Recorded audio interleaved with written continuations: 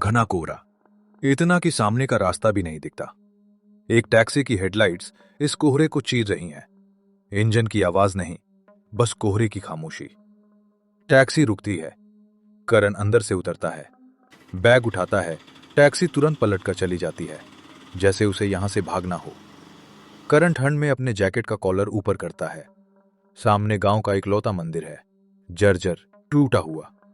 उसके पास एक पुरानी बरगद की पेड़ है, जिसकी जड़ें जमीन से बाहर निकली हुई हैं, जैसे कोई दबी हुई चीज बाहर आना चाहती हो। 20 साल, ये गांव जरा भी नहीं बदला, बस और ज्यादा बूढ़ा हो गया है और ज्यादा खामोश। वो आगे बढ़ता है। एक मकान के बाहर बैठा कुत्ता भौंकता है, फिर अचानक चुप हो जाता है, जैसे किसी ने उसका गला दबा दिया हो। वो आगे बढ़ता है। पुराना कोठी, दरवाजे पर मुंशी जी खड़े हैं, हाथ में लालटेन लिए। आ गए बेटा। मैं सोच ही रहा था कि अब तक आ जाना चाहिए था। रात में ये रास्ता अच्छा नहीं होता। मुंशी जी, आप यहाँ इतनी रात को? तेरे बापू की आत्मा को चैन नहीं मिलेगा जब तक तू ये कागजी काम नहीं कर लेता। मैं सुबह आऊंगा, तू अंदर रहना। ठीक है मुंशी जी, आप अपना ख्याल रखना। मुंशी जी बिना पीछे देखे चले जाते हैं। करण घर के अंदर जाता है। पुरानी तस्वीरें, करण के पिता की। एक तस्वीर में छोटा करण है और उसके साथ एक छोटी लड़की, बिंदु। वो दोनों मंदिर के पास खड़े हैं। मंदिर तब भी टूटा हुआ था। बिंदु? अचानक दरवाजे पर खटखट होती है। करण चौंकता है, दरवाजा खोलता है। सामने बिंदु खड़ी है। 20 साल गुजर गए, लेकिन चेहरा वही है। वही बड़ी बड़ी आंखें, वही मासूमियत। पर कुछ अलग है, वो जरा भी नहीं बूढ़ी हुई। गांव की गली धूप निकली है, लेकिन धूप में भी सन्नाटा है। करण गली से गुजरता है। एक औरत पानी का चरा भरकर गुजर रही है। वो करण को देखकर पर रोक लेती है। एक बच्चा रोता है। मां उसका चुप करा देती है। करण अम्मा के घर पहुंचता है। अम्मा चारपाई पर बैठी चूल्हा जला रही हैं। करण अम्मा, राम राम। अम्मा करण को देखते ही आंखें नम हो जाती हैं। करना, बेटा, तू आ गया। तेरे बापू को कैसे मरे पता है? हाँ, दिल का दौरा पड़ा था ना। अम्मा आग में लकड़ी डालते हुए, अम्मा, दिल का दौरा? हाँ, दिल का ही दौरा था। डर के मारे वो रात को बाहर निकल गया था। मना किया था ना मैंने, बोली थी रात में मत निकलो, पर उसे आदत थी तुझे याद करने की। वो हर रात मोड़ पर जाकर खड़ा होता था, जहाँ से तू बस पकड़ता था बचपन में। उस रात वो वापस नहीं आया। डर के मारे? किससे? उसी से जो हर रात किसी न किसी को ले जाता है। 20 साल से, जब से तुम लोगों ने वो मंदिर तोड़ा था। मंदिर? हमने नहीं तोड़ा, वो तो पहले से टूटा था। टूटा नहीं था, तोड़ा गया था तेरे परदादा ने। उन्हें लगा जमीन चाहिए, मंदिर के देवता को उखाड़ फेंका, पत्थर तोड़े, मूर्ति तोड़ी। तभी से ये सब शुरू हुआ। देवता भूखा हो गया। अब हर रात वो किसी न किसी को खा जाता है। रात को करण मंदिर के खंडहर में खड़ा है। टूटा हुआ मंदिर, चारों तरफ टूटी मूर्तियां। बीच में एक काला पत्थर है जिस पर सूखा खून जमा है। पास ही बकरी की लाश पड़ी है। अचानक पीछे से आवाज आती है। तो यहाँ क्यों आया है? करण घूमता है। बिंदु वहां खड़ी है। उसके पैरों के नीचे घास सूखी हुई है, मुरझाई हुई। बिंदु, तूने मुझे डरा दिया। ये क्या है? देवता की भूख। तेरे परदादा ने उसे खाना बंद कर दिया। अब वो खुद लेता है, रोज एक जान। ये खून? तू ये सब कैसे जानती है? तू तो मेरे साथ खेलती थी यहाँ। मैं तेरे साथ खेलती थी करण, तू ही मेरा एक लौता दोस्त था। जब तू गया, मैं यहीं रह गई। रोज ये होते देखा, रोज किसी को जाते देखा।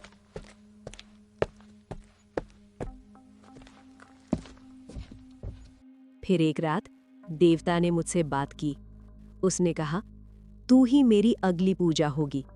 मैं डरी, भागी, पर भाग नहीं सकी। फिर उसने कहा, अगर तू मेरे लिए खाना लाएगी तो मैं तुझे नहीं खाऊंगा। क्या? तो तू ही लोगों को लाती है? तू ही उन्हें? मैं उन्हें खिलाती हूँ ताकि वो मुझे ना खाएं, ताकि मैं तुझसे मिल सकूं। मैं जानती थी तू एक दिन आएगा। मैंने इंतजार किया 20 साल। देख, मैं बूढ़ी भी नहीं हुई।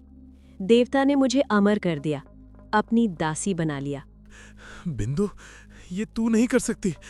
ये राक्षसी है। बिंदु आवाज बदलती है, गहरी होती है। राक्षसी? तेरे परदादा ने देवता को भूखा मारा, तेरे पिता ने ये राज दबाया, और तू आया है कागज पर दस्तखत करने। तू भी उसी खून का है करण, वही खून तेरी रगों में है। मंदिर के खंडहर, पूर्णिमा की रात चांद निकल आया है। पूरा आसमान साफ है, लेकिन मंदिर के चारों तरफ कोहरा है, घना काला कोहरा। करण भागना चाहता है, लेकिन पैर जमीन से चिपक गए हैं। बिंदु उसके सामने खड़ी है, उसकी परछाई अलग हो गई है। बिंदु नहीं रही। अब उसके भेष में कोई और लाल सारी चुड़ैल घुस गई थी। वो दीवार पर नहीं, बल्कि हवा में तैर रही है, एक विकराल आकृति बन गई है। बिंदु, अब उसकी 2 आवाजें हैं, एक उसकी, एक गहरी कपकपी वाली। तेरे परदादा ने मुझे तोड़ा, तेरे पिता ने मुझे छुपाया, और अब तू मुझे पूरा करेगा। खून का बदला खून से। आज रात मैं राठौड़ों का आखिरी वंश खाऊंगी। बिंदु का चेहरा बदलने लगता है, उसकी मासूमियत गायब हो जाती है, त्वचा काली पड़ने लगती है, आंखों से खून टपकता है। वो अब वो नहीं रही, वो देवता है, वो भूख है, वो अभिशाप है। बिंदु, मत कर, हम दोस्त थे। बिंदु रुकती है। एक पल के लिए उसके चेहरे पर वो पुरानी बिंदु झलकती है, आंखों में आंसू। बिंदु कांपती आवाज में, मैं तुझे नहीं खाना चाहती, पर मैं रुक नहीं सकती। ये भूख मुझे खत्म कर देगी। मुझे मार दे करण, प्लीज मुझे इससे मुक्त कर दे, तो फिर मैं खा लूंगी। वो अपने हाथ में एक पुराना खंजर रख देती है, वही खंजर जो मंदिर की मूर्ति के पास पड़ा था। मैं नहीं कर सकता। बिंदु आवाज फिर बदलती है, अब पूरी तरह दैत्य। प्लीज मुझे इससे मुक्त कर दे, तो फिर मैं खा लूंगी। वो झपटती है, करण पीछे हटता है, हाथ में खंजर आ जाता है। बिंदु उसके ऊपर है, उसका मुंह खुला है, अंदर अंधेरा है, अथाह अंधेरा। करण आंखें बंद करके खंजर घोंप देता है, एक चीख। बिंदु का शरीर कांपता है, फिर वो गिर जाती है। उसके शरीर से कोहरा निकलता है, आकाश में बिखर जाता है। मंदिर के टूटे पत्थर हिलते हैं, जैसे कोई सांस ले रहा हो। बिंदु वहां पड़ी है, अब वो सिर्फ बिंदु है, खून से लथपथ, लेकिन मुस्कुराती हुई। बिंदु बहुत धीरे से धन्यवाद करण, अब मैं मुक्त हूँ। उसकी आंखें बंद हो जाती हैं। बरवा गांव। सुबह पहली बार बरवा में सूरज निकला है, असली सूरज, कोहरा नहीं। गांव वाले अपने घरों से निकल रहे हैं, बच्चे खेल रहे हैं, औरतें हंस रही हैं। करण अपना बैग लिए मोड़ पर खड़ा है। मुंशी जी पास आते हैं। जा रहे हैं? हाँ, काम हो गया। मुंशी जी इधर उधर देखते हुए, और वो रात वाली चीज? करण दूर टूटे मंदिर की ओर देखते हुए, खत्म हो गई, अब कोई भूख नहीं। करण टैक्सी में बैठता है। टैक्सी चल पड़ती है। वो पीछे मुड़कर देखता है। बरवा अब एक आम गांव लग रहा है, धूप में नहाता हुए। अचानक टैक्सी की पिछली सीट पर उसके बगल में एक परछाई बैठ जाती है, हवा में। कोई शरीर नहीं, बस एक परछाई, बिंदु की परछाई। तूने मुझे मुक्त किया, शरीर से, पर आत्मा से नहीं। अब मैं हमेशा तेरे साथ हूं करण, तू अकेला मेरा दोस्त है। एक फुसफुसाहट उसके कान में आती है। करण की सांस रुक जाती है। वो धीरे से बगल में देखता है, खाली सीट, पर उसकी सांसों की गर्माहट वहां है। वो आगे देखने लगता है, आंखों में डर, पसीने से तर माथा। टैक्सी आगे बढ़ती जाती है, पर अब उसे पता है वो कभी अकेला नहीं होगा। बिंदु, तूने मुझे डरा दिया। ये क्या है? देवता की भूख।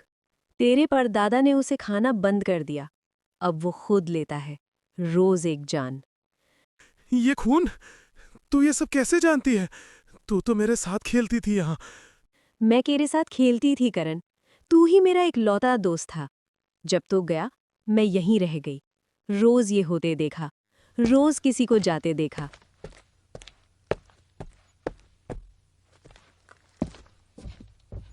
फिर एक रात देवता ने मुझसे बात की।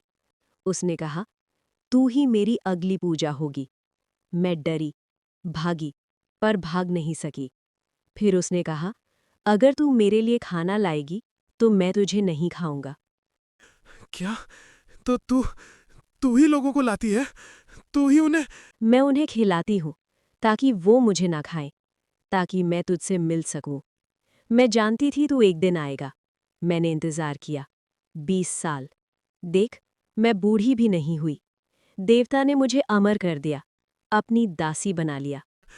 बिंदु, ये तू नहीं कर सकती।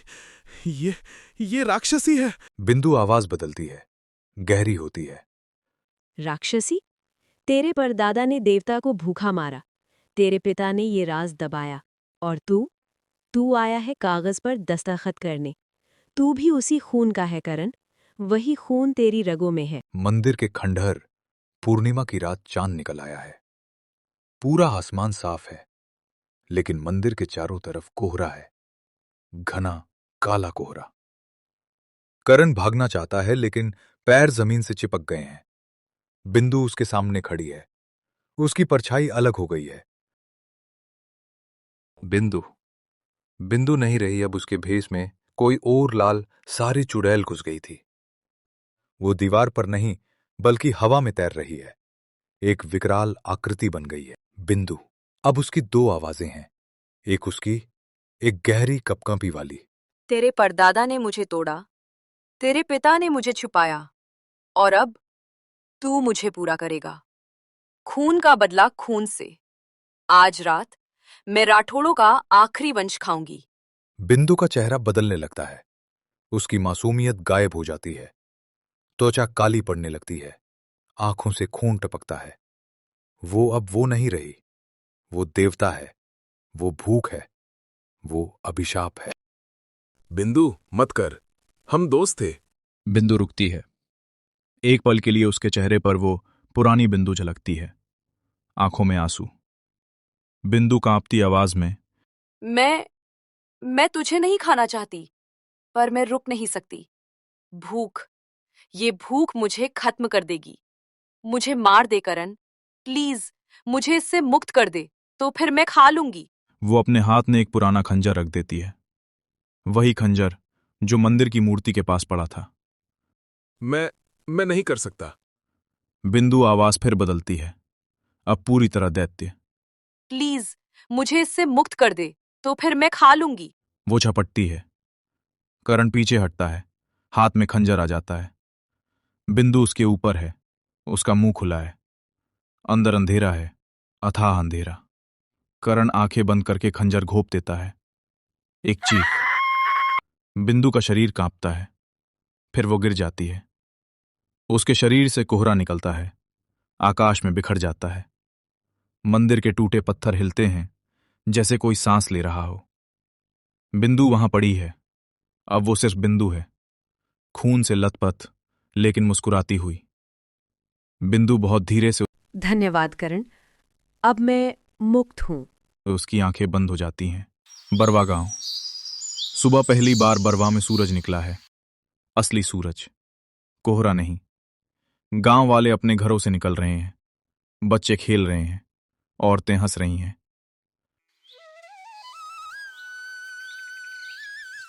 करण अपना बैग लिए मोड़ पर खड़ा है। मुंशी जी पास आते हैं। जा रहे हैं? हाँ, काम हो गया। मुंशी जी इधर उधर देखते हुए, और वो रात वाली चीज? करण दूर टूटे मंदिर की ओर देखते हुए। खत्म हो गई, अब कोई भूख नहीं। करण टैक्सी में बैठता है। टैक्सी चल पड़ती है। वो पीछे मुड़कर देखता है। बरवा अब एक आम गांव लग रहा है, धूप में नहाता हुए। अचानक टैक्सी की पिछली सीट पर, उसके बगल में, एक परछाई बैठ जाती है हवा में। कोई शरीर नहीं, बस एक परछाई, बिंदु की परछाई। तूने मुझे मुक्त किया शरीर से, पर आत्मा से नहीं। अब मैं हमेशा तेरे साथ हूं करण। तू अकेला मेरा दोस्त है। एक फुसफुसाहट उसके कान में आती है। करण की सांस रुक जाती है। वो धीरे से बगल में देखता है। खाली सीट, पर उसकी सांसों की गर्माहट वहां है। वो आगे देखने लगता है, आंखों में डर, पसीने से तर माथा। टैक्सी आगे बढ़ती जाती है, पर अब उसे पता है वो कभी अकेला नहीं होगा।